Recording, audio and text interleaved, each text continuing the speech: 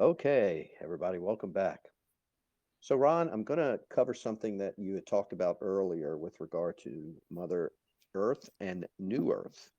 And the question is, when we reach New Earth, do we need to be at a 5D level? Is the question. Okay, this is we'll explore some new things here. Um, when we talk about dimensions and movement towards the fifth dimension, there is a timeline that we are associated with.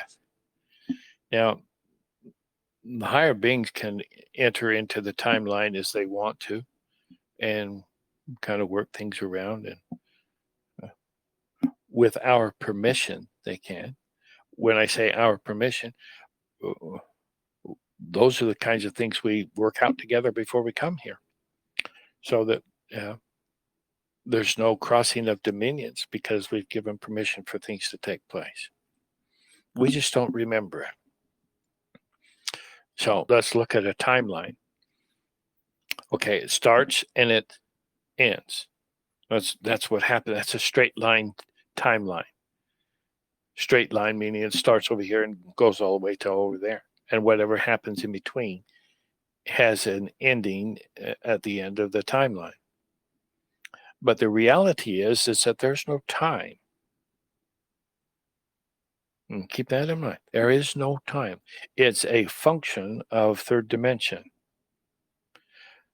There is no space. That's a measurable thing. I had a friend who said, "Well, how far is space?" And I said, "It doesn't have an end. I'm the center of my universe, and you are the center of yours. And we can stand next to each other or stand a long ways away from each other, and we're still the center of our universe, equidistant to wherever it is." Does that mean that there's a personal universe that you're living in? Because you're the center of your universe and I'm the center of mine. Does that mean that we have separate universes that we're living? Consciously, we're combined together. But the reality is that there's separations. So when we want to go to 5D and with the Earth, um, there's no time involved. Like, oh, I've got to get there before so and so. I got to stay with Earth to get this thing. No, don't ever worry or fear about anything, because we are creators and we're creating the experiences of our life.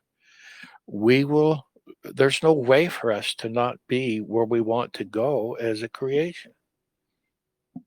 And so there's those who will go ahead and create the ascension process.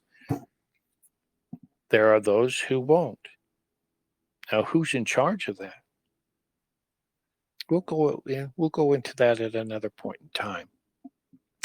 But remember, time is not affected by Earth ascending and us possibly being left behind and showing up at the same time.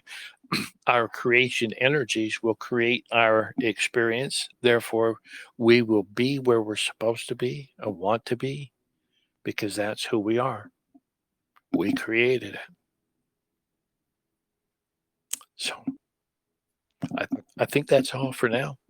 That, that's great. And we'll be back with another question.